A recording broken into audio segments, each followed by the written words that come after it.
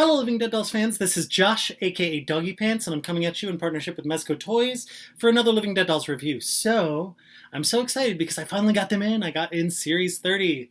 Huzzah! There was some craziness getting it in, and I actually ended up getting, I think they're test shots maybe, but it's what they used for a lot of their publicity photos.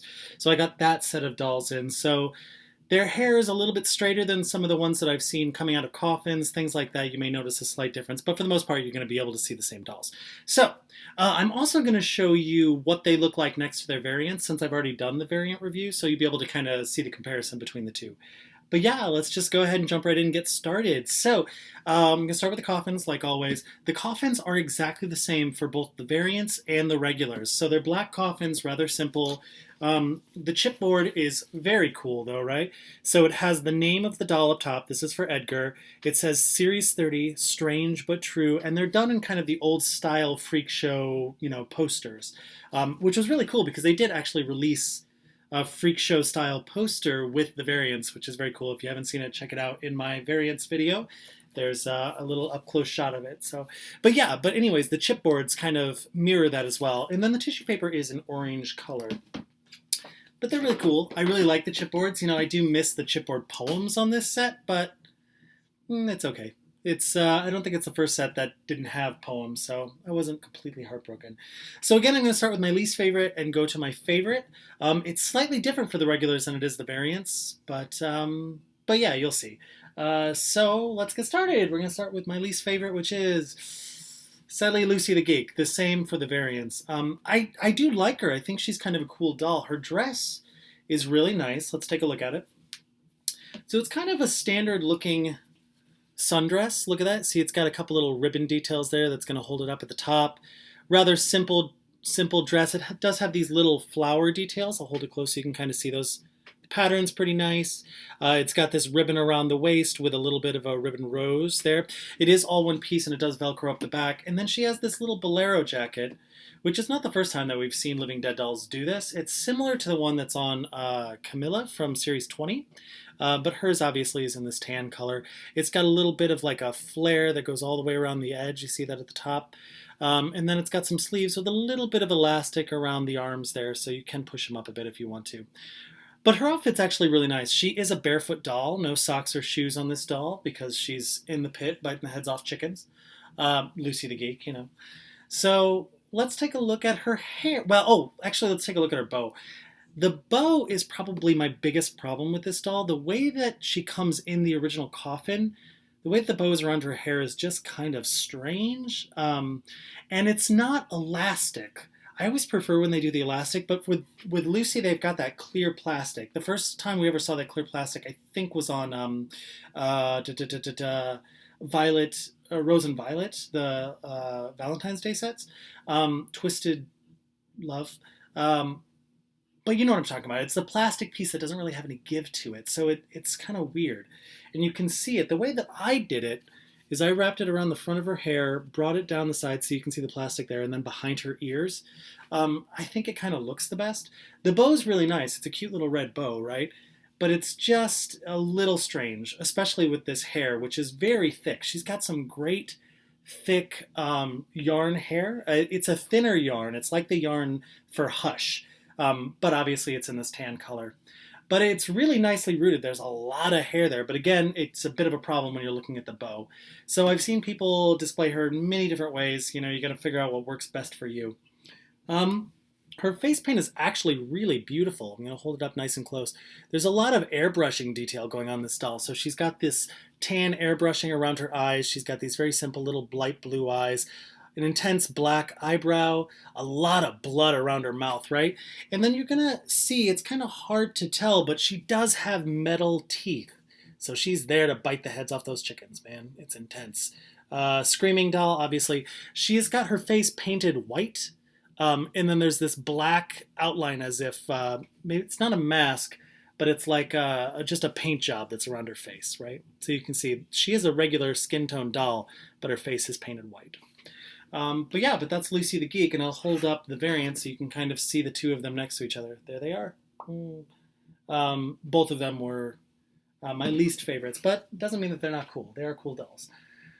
There we go. So that's Lucy the Geek. Up next is this one's slightly different than the variants. The Madam, and I actually like this version of the Madam, the one that I got, because her hair is much straighter than I've seen on the dolls that come out of the coffin, and a little less choppy. So I think this test shot or whatever it is just a little bit better quality than some of the ones that I've seen come out of the coffins. But let's take a look at her outfit. Her outfit is actually where it gets a little off for me. I don't quite understand the design. And I think it looks a little bit better in the red of the variant than it does in this version. It's this black satiny material, right? And it looks like they're trying to do that kind of double skirt thing that they've done in the past, but the panel is barely sewn. Like if they had gone a little bit further underneath this top layer, I think it would have helped a bit. But it's just on the edges there, so it kind of sticks out a little bit. See that? And the fabric there is a slightly different fabric. You can see that it's kind of like a polka dotted, and this one's got kind of like a black, almost leopard print looking thing going on. And then there's a similar structure to like the top or the bodice of this dress. We've got this green and white kind of flower detail, but see how it's sewn right there?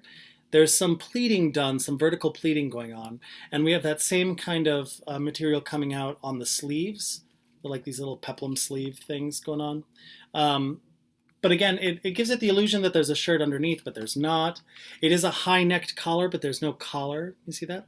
It is all one piece, and it does Velcro up the back. There's no tulle or anything underneath to kind of give it shape, so just be aware of that. She is a witchy boot doll, so there's witchy boots for her, and no socks, so just be aware. Her hair is pretty decently rooted. It could be a little bit thicker, but there's no bald spots or anything like that. What's interesting is looking at this doll, every once in a while I think, is her hair brown? I think there might be some brown tones in the hair. It's not just black and gray. It's definitely brown on the variant, which I'll show you in a second. But it almost has a kind of a dusty look to it, which I like. And then obviously there's some white as well that's rooted on top. Her face paint is also pretty nicely done. There's some shadowing around her eyes, some branching all on her face. Again, I'm a little tired of the branching, but still works for her.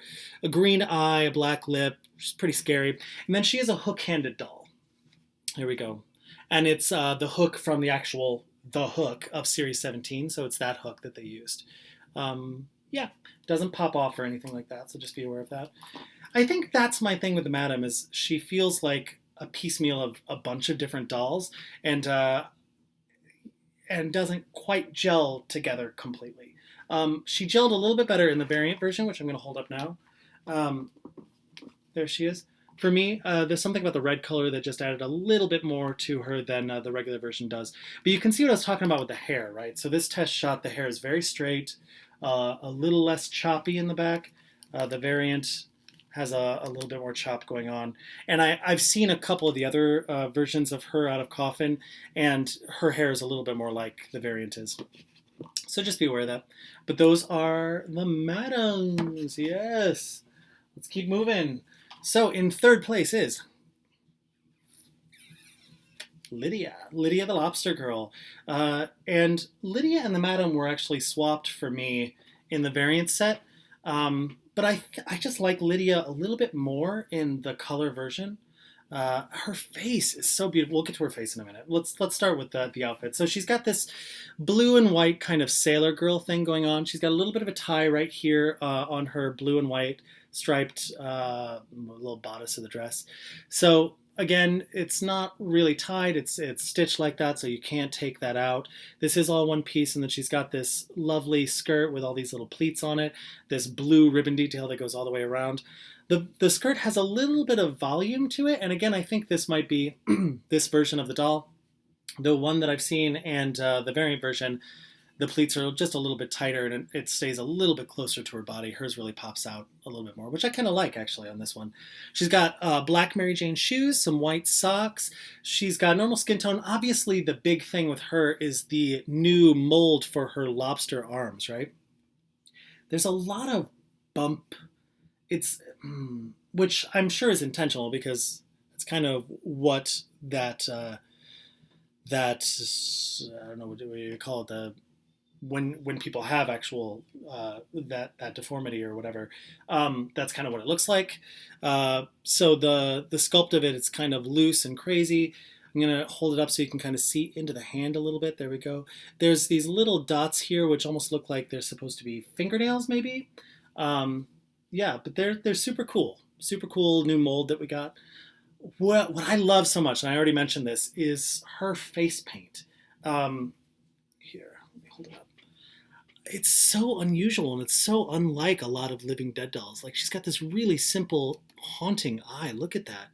She's got a really lovely blue eye, this red eyeshadow, a very simple eyebrow, very simple lip. She just doesn't look like any other Living Dead dolls, which I love about her. I think she's really, really pretty, especially in this color version. The red hair works with her. She's got this intense side swoop. And then her hair is pulled back into this bun. Here's what it looks like in the back. Be aware that this hair is very thinly rooted. I mentioned this in the variant version again, because when they do updos like this, they tend to just root around the outside of the hair. And that's what they've done here. They rooted around the bottom of the head all the way around, and then in one straight line here to kind of create that effect right there, so that you can kind of see, the natural part in her hair.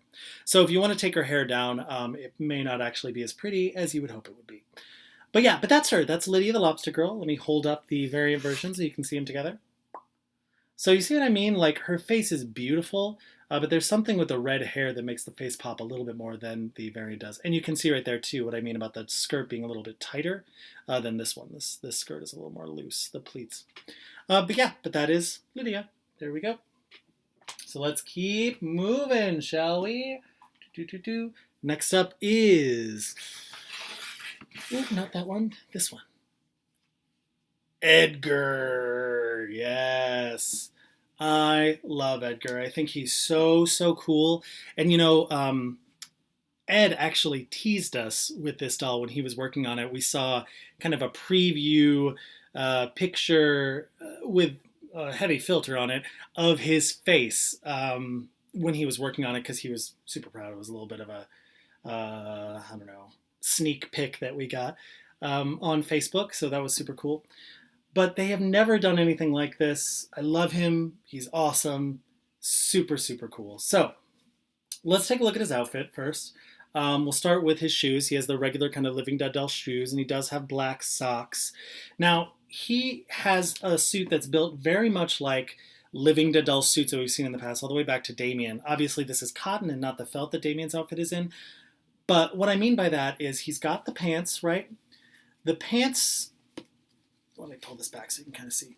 The pants are attached to the satin cummerbund, which is attached to this white shirt, which has no sleeves, because that's usually how they do this, no sleeves.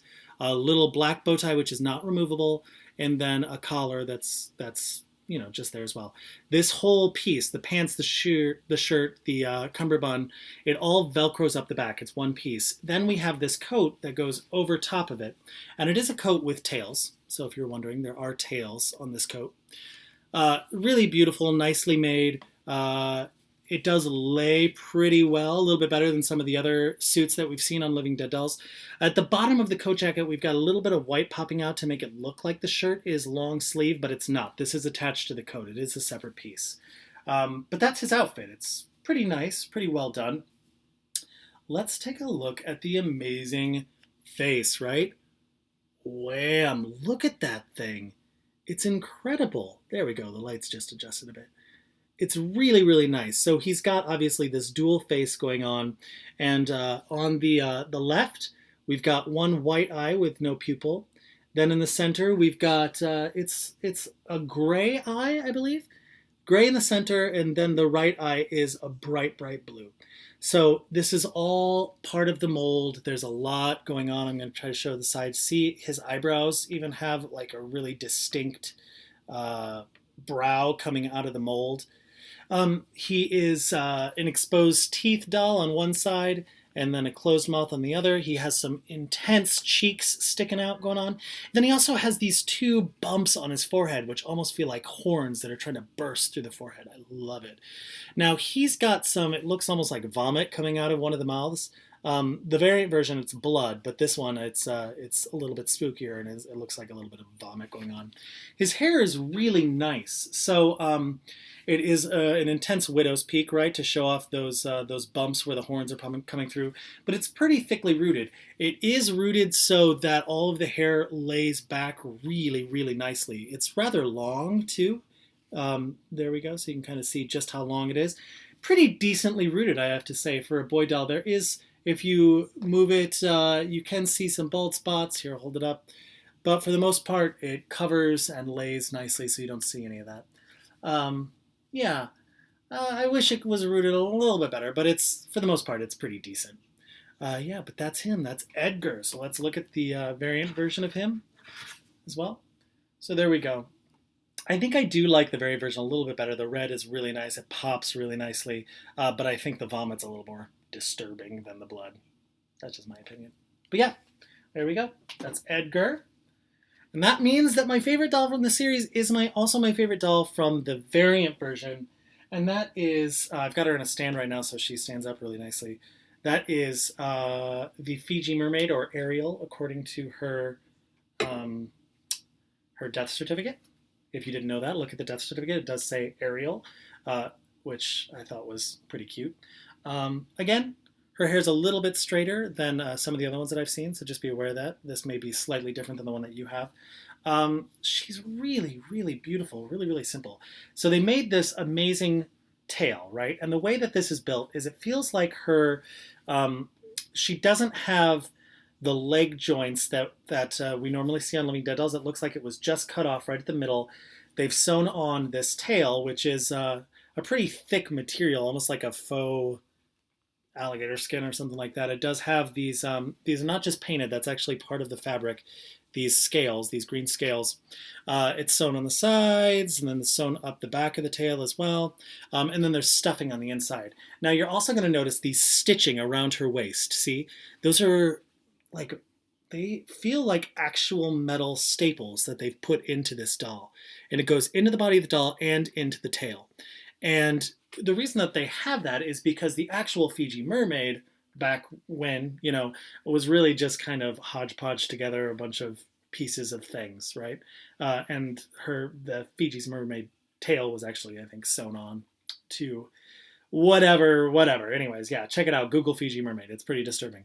But yeah, so she's got blood where all of those metal staples go into her torso, and then coming down her tail just a little bit here and there. You're going to see some blood dripping. There's been, some people have been complaining a little bit that there's nothing going on in her chest. She doesn't have anything to wear, but I kind of like it. I think it's spooky. And then her hair is pretty thickly rooted. Like, they did a really nice job with her hair. It is a really kind of white blonde color, which I love. It just makes it look a little spooky, especially if you put the hair kind of in the front. It really works. She feels like a mermaid.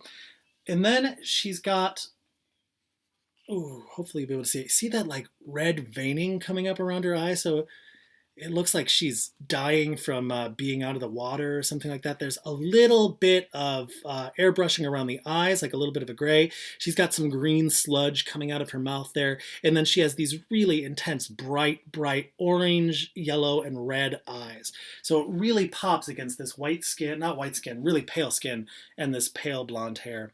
There's something about her that's just spooky. And I really love the variant version. A lot of people prefer the variant version to the original. There she is. I like them both, but I think I like the regular version slightly better. I think she's just a little bit spookier. But you're going to see, you see how the variant's hair is?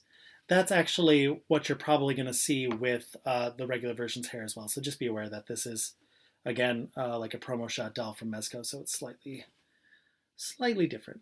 But yeah, there we go. Oh, she also has really simple eyebrows. I forgot to point that out. See those? They're upturned, but they are white, so sometimes they're easy to miss. But yeah, that is the Fiji mermaid. Very, very cool. I'm going to put her in the stand real quick so that I can display all of the dolls for you guys to take a look at. That is it, you guys. That's the Series 30 review. I'm so happy to finally have these dolls. And just in time to start seeing Series 31. If you haven't been on the Facebook page to see the new set of Living Dead dolls that's going to be coming out, they're very cool. You got to check them out. There's only 3 that have been released so far, but we'll see a couple more very shortly. So let me get these all up here for you guys to take a look at. Whoa, keep standing, Fiji, Ariel, whatever you want to call her. There we go. That's it, Series 30. So thanks so much for watching, guys. That's it. I was hoping to get Series 17 reviewed before I hit the road again. Like many of you know, I'm on a tour, a national tour with a theater company, so my time here is a little limited. So whenever I have some days off that are back in Chicago, I'm going to try to get some reviews done. I don't think I'm going to be able to get it done before I fly out again on Monday, but I will definitely get it done and a couple other surprises maybe that are coming very shortly. I'll get those done the next time that I'm in Chicago. So thank you guys so much for watching. I will talk to you later. Hugs and kisses. Bye. Let your hair down, turn the music up. We're gonna paint a town, a black cat. The party starts here, get in line. Beer 30, a honky tonk time.